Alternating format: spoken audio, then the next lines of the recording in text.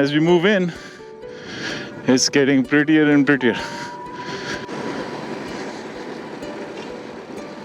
Now this is fun. This is called fun.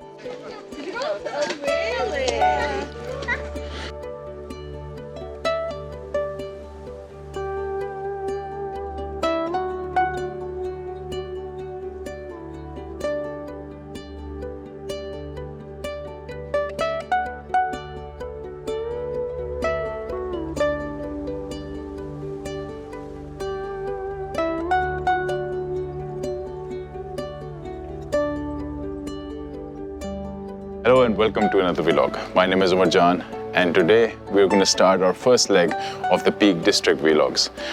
This is going to be a comprehensive series of vlogs, around 7 to 8 vlogs that will cover the entirety of Peak District as much as I can. There might still be a bit left over that we can explore later on, but in an essence, 7 to 8 vlogs is enough. What is Peak District, you might be asking? Peak District is basically the oldest national park in the UK. It was created in 1955. It has tremendous diversity of landscape. In the south, it has low hills and light gradient. The highlight of the south being the White Peak. As you go up towards the north, you get to see more rugged mountains, and its highlight being the Dark Peak. So what we're going to do today is we're going to start off from Manchester. We're going to go all the way to Bakewell. We'll make our way through Stockport to Marple. We're going to take a stop over there, explore Marple, what it is. It's not exactly in Peak District, it's just outside of it. And then we'll make our way towards New Mills. New Mills is the first proper town of Peak District. We'll explore that, move on towards Monsall Trail, and then arrive at Bakewell. So Bakewell will be our last stop. That's our first leg. Now, before we start, I'm just going to show you our ride for today. Obviously, you've seen my bike already, Fiido Titan, but I've added some upgrades to it. So let me show you what I've done so far and what's the current status of the bike, and then we'll move on. So I'll start from the front. The first thing you'll see is that I have this rack on. Now, this rack supports about 10 kg of weight, so it's ideal for putting my camping gear on, like my sleeping bag, my tent, anything that I need for camping. I can put it on here, and it is well below 10 kg, so it can easily support that. Secondly, you can see these gloves right here. These are to protect me from the cold and the rain. You might have seen people that deliver food have these on their bikes, so I just took this idea from them. And because we'll be traveling in the rain and in pretty cold weather as well, so I need to have some cover for my hands. Moving on, pannier bags. These are from Fiido Titan itself. This came with the bike. I just installed them. So this basically holds, this side holds my food, my water, my coffee, and the other side holds all the maintenance equipment for the bike, like air pump, some tools, a puncture kit. So that side covers that. Then you see this bag. Well, I was looking for a black delivery bag. This acts like a small trunk for my bike, and looks nice as well because it matches the color of the bike. This houses my equipment, so I also installed this rack here, and this bike automatically attaches to it. Moving on to the back, I have installed these selfie stick with mounts right here, so I can put on my 360 cameras up front and at the back. This gives you a good perspective when I'm riding the bike, also gives you the view of the surrounding areas and towards the back. Also, in the last video you might have seen that I was telling you about the batteries. Now the batteries have arrived. I've installed them. This is battery number 1, this is 2, and the third one is installed in the bike. Each battery, as I said, has a theoretical range of 80 miles. That is on the lowest setting. But if you are talking about real world experience with the inclines and obviously the way you ride, so I've been able to take around 40 to 50 miles per battery. So if there's 3, you can add like say 120 to 150 miles of range, and that gives you a good circle to explore. Right now we are doing just day trips because I'm still learning certain things. We'll pretty soon be going out on tours for an entire week or even 2 weeks or an entire month. In that case, we'll have to charge up the batteries at different campsites. This is what I've done so far. The last and the most important thing are 2 things that I'm going to talk about. One, this is a bike that has front suspension, so it's very comfortable when a pothole hits the front, but when it hits the back, it actually transfers right up to your back. So that's not good for you, and that's not good for riding, and you can't ride for a long time. So what I've done is I've got myself a suspension seat post. It's the best one in the market. It's called the Red Shift. This has made all the difference. I mean, I feel like I'm riding a motorcycle or an MTB of some sort. This just smooths out all the bumps. My back says thank you to me. And if you guys are looking for a seat post, the Red Shift one is just love. I mean, it has all the things that you need in a suspension seat post.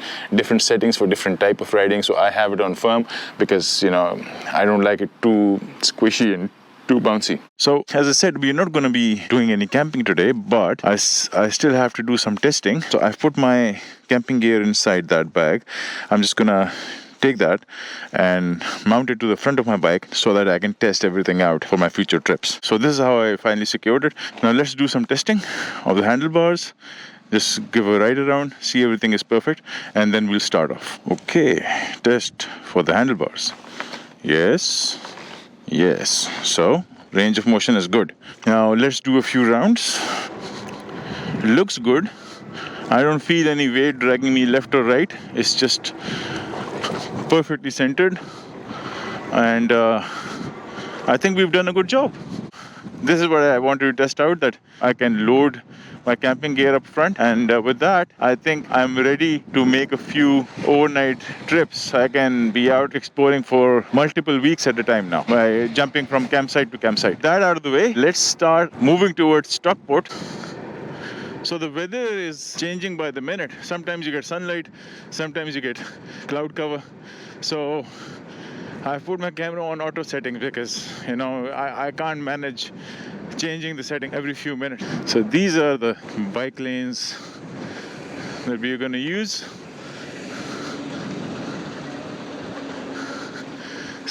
I mean, now if I am on a motorcycle, I can't be traveling on these roads. But on a cycle, I definitely can.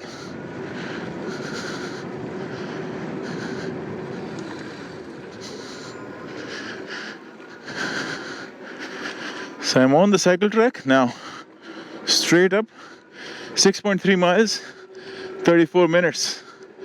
We should reach the Stockport viaduct, the bridge. Now, we're just going to stop there for a couple of minutes, take a few drone shots, see what it is, dive into the history, and then we're going to leave. So we might visit Stockport some other day to do a detailed vlog, but not today. Today, we're just going to see that bridge on our way out.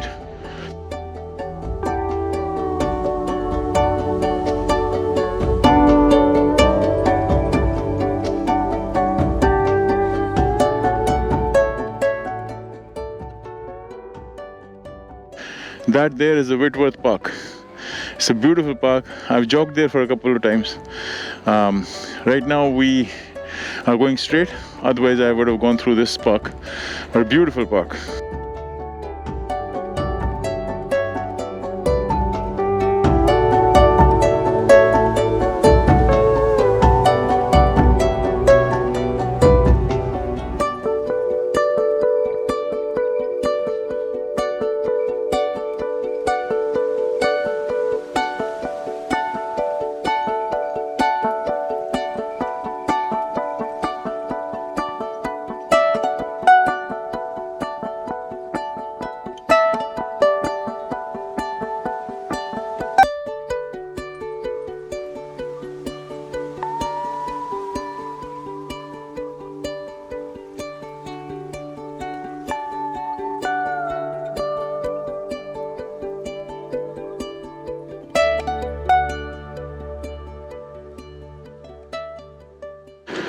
So this is the Winslow Road. It's a high-end eatery street. You can find any type of food here, but you have to make sure that you book in advance because the waiting times here are horrendous, especially on the weekends. So we're going to cross the Winslow Road and move on towards Stockport.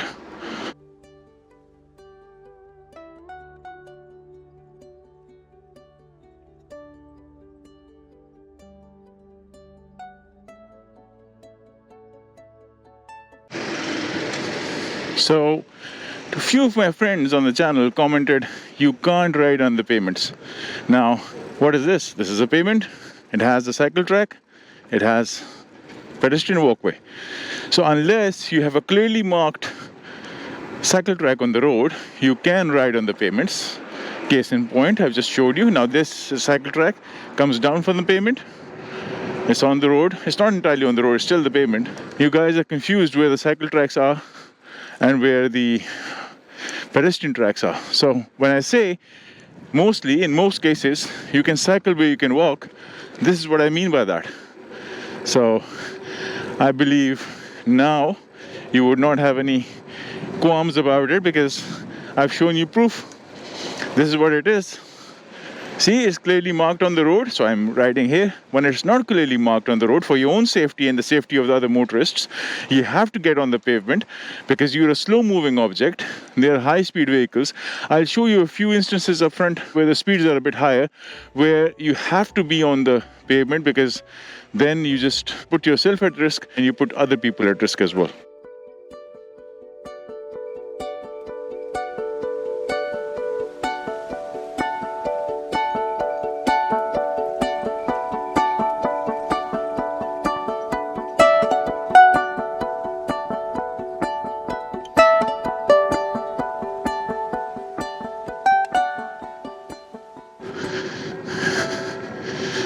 What a beautiful track I find myself upon. This can only happen on an e-bike. Going through parks and going through neighborhoods. Now we're heading towards the Stockport Bridge. This is where it's taking me from. I've put in bike routes in there, so it's going to take me throughout the way on bike routes. Sometimes when there's none, then I'll go use the main roads, but in majority I'll be traveling on roads like these.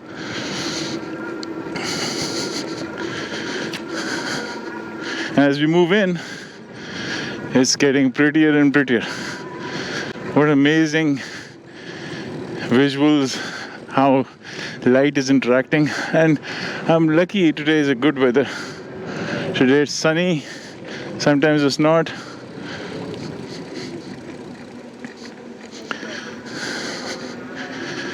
Beautiful place.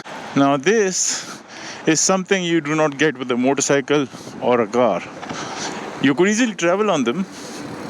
That would be much more convenient, but would not be that much fun as this is right now. Right now, if you can see, I'm at a roundabout. This is the roundabout, and I'm entering from here. So normally, you would enter here and start going this way. But they've built roundabouts for cycles in such a manner that a road goes along with it, and it goes under the roundabout so that it can travel safer. So that's what I'm doing right now. This is the fun of having an e-bike rather than a motorcycle or a car. Now this is fun. This is called fun.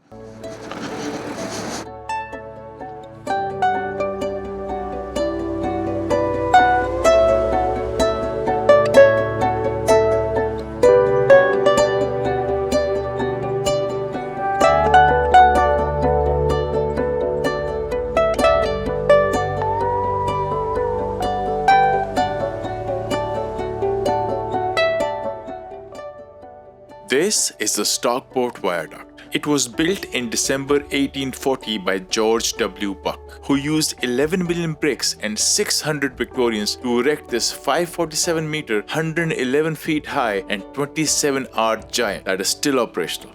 It was built to connect London to Manchester by crossing over the Mersey Valley. It was not an easy task though. The River Mersey below flooded multiple times and the scaffolding washed away. But they persevered, and in December 1840, the last brick was laid and trains started passing through.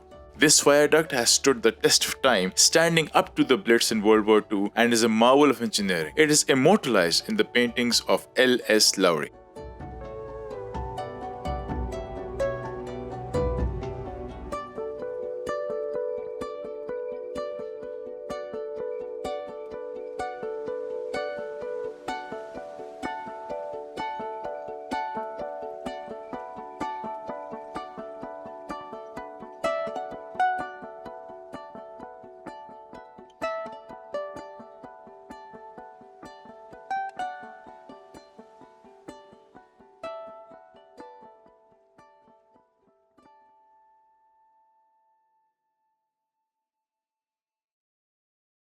So you just saw a story about the Stockport Bridge, what it is, how it was made and everything. Now we're going to go to Marple. It's a beautiful little town. We'll find some attractions there, get a feel of the town, and then move on from there. Let's go. So we are on another cycle track. Let's see where it takes us.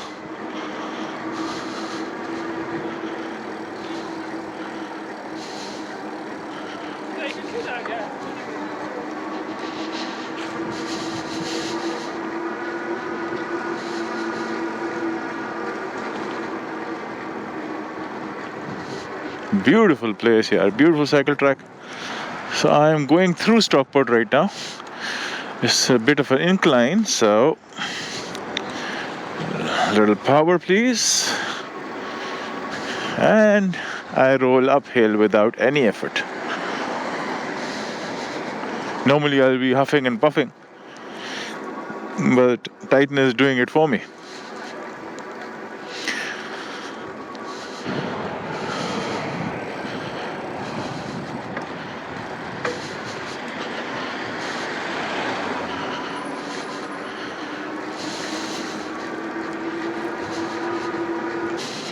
So you might have seen today I'm wearing my helmet.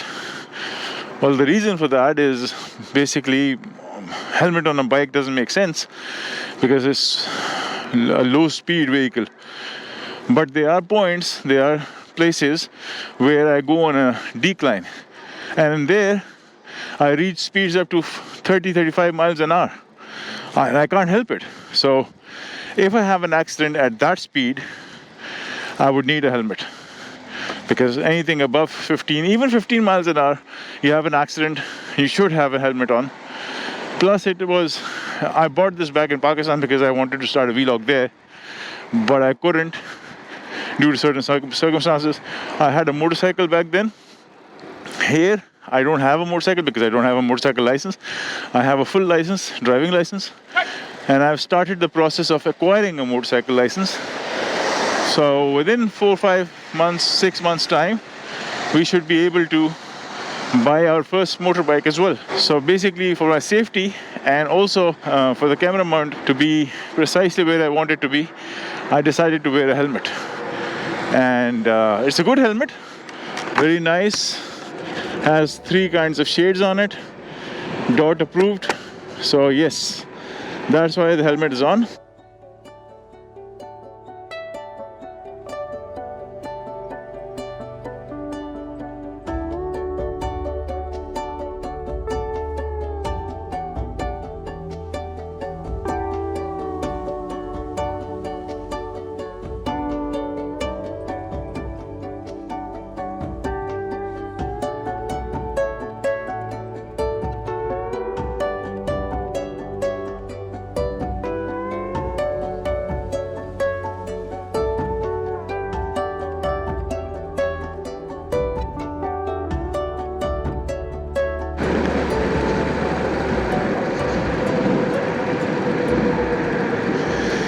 So the rolling hills have started.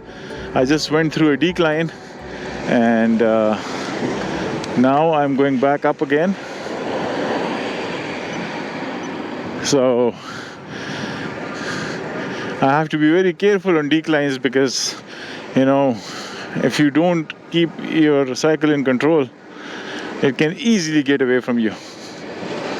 This is a Morrison's Daily, right on the edge of where I want to go. I usually stop over, freshen up here, but today I'm just gonna carry on.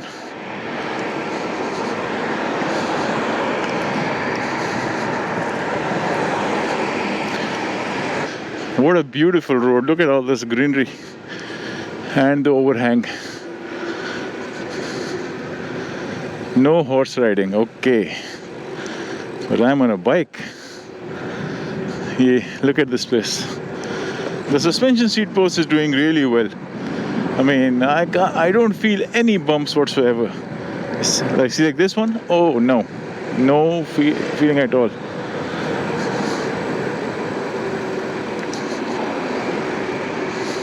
So we have to move up from there.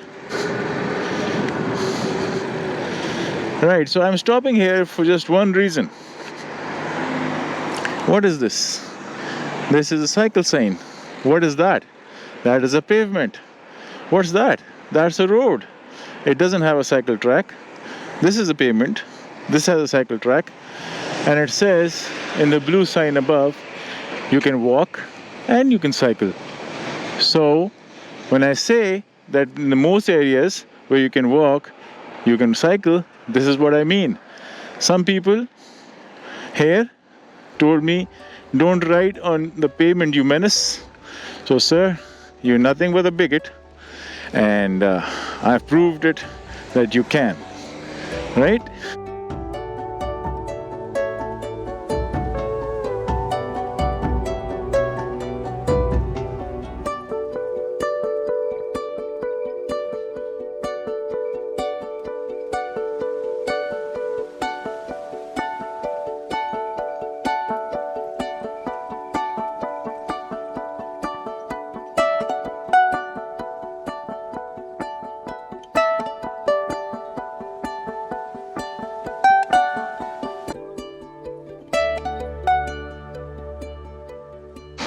Another example: pavement, cycle track, walking track, because it's a junction. Now I'll get off there and continue on the pavement, because there's no clearly marked cycle track on the road. We're almost there in Marple. It's a small town, so we're gonna take a left from here and explore the town center, then see a few attractions, and that will wind up our exploration of Marple.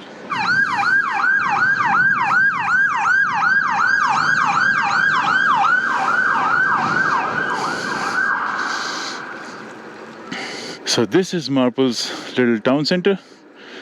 We have shops in here, we have homes on this side. See? Pizza, bakers, all kinds of people that you can see, all kinds of food. Petrol station right in the middle of the town.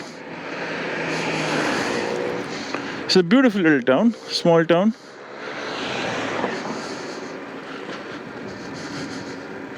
New Mills up ahead, but we are not going to go to New Mills just yet. So this way goes to New Mills. This goes further down to residential areas. And I'm just going to turn back, take a quick round again of the town center, see if we missed something, and then we're going to go to our first attraction, the Marple Locks. That's there. You see these locks? That's 13. Lock number 13. We're going to start from lock number 8. That's where it starts from. And then we are going to travel along the canal and explore it further. There's a memorial park, there's Marple Locks, there's Marple aqueducts, then the Marple Bridge. These are some attractions that you can see if you come to Marple. So this is the town. Sleepy little town, complete with every amenity you can think of. Heading towards Marple Locks.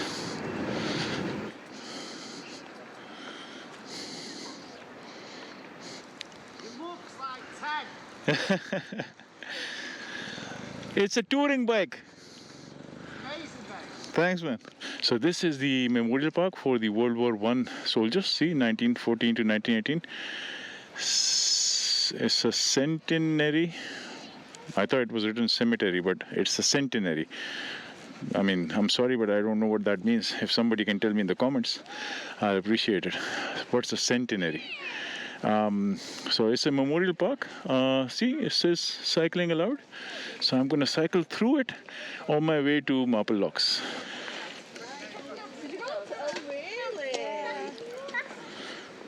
Very nice. Good skill. The girl had amazing dribbling skills. So this is basically the tubes that you see. These are to plant trees, protect them from wind and other things that can roll them down.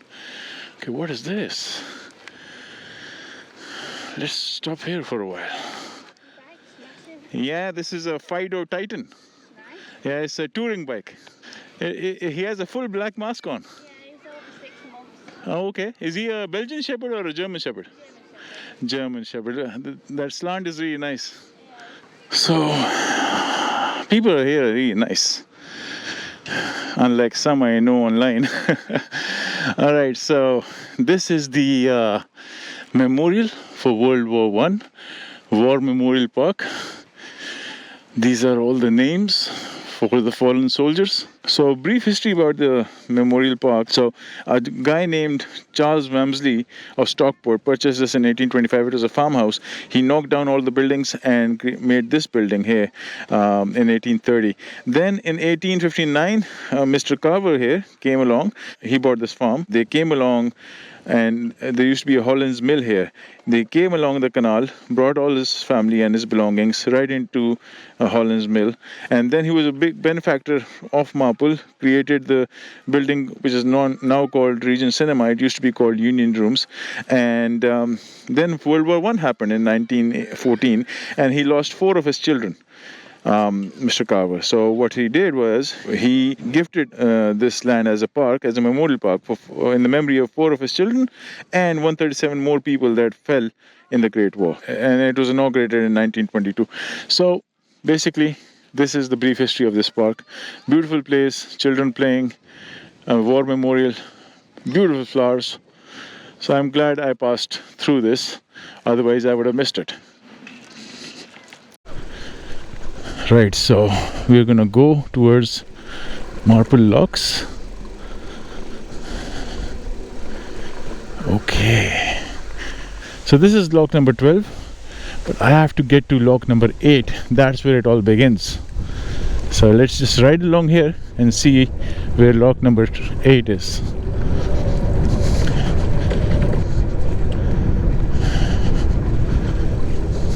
So it's lock number 11. Then there's lock number 10.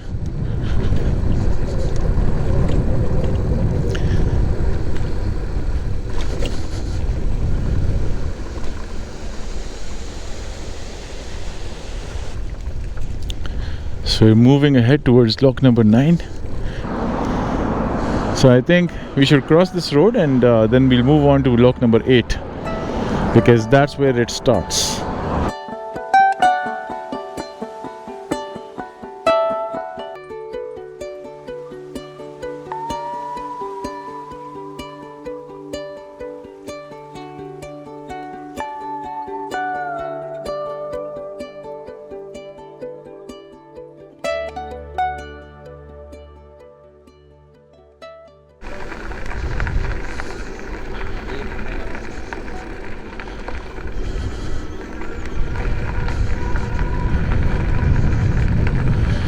So this is lock number 8. So let's park the bike here, right in the middle, and then let me tell you a story.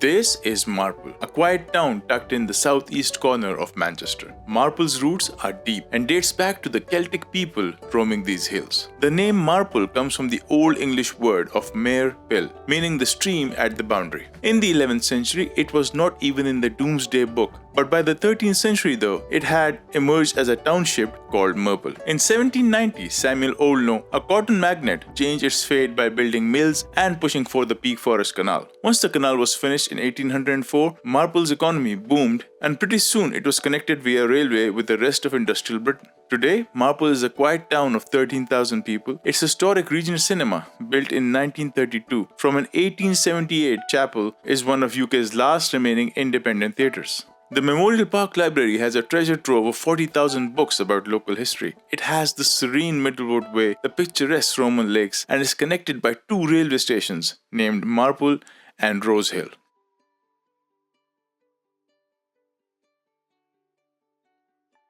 The place I'm sitting at are the Marple Locks. They served a unique purpose of raising the cargo boats from one level of the canal to the next level by raising the water level within the lock once the boat was parked inside. It was done because water doesn't flow uphill, so think of these as cargo lifts to compensate for the gradient of the valley. So you heard the story. This is Marple Locks, and these are all the gates that are used to store or let the water go. So that's all the locking mechanism. That's how they open and close the gates. And look at that view.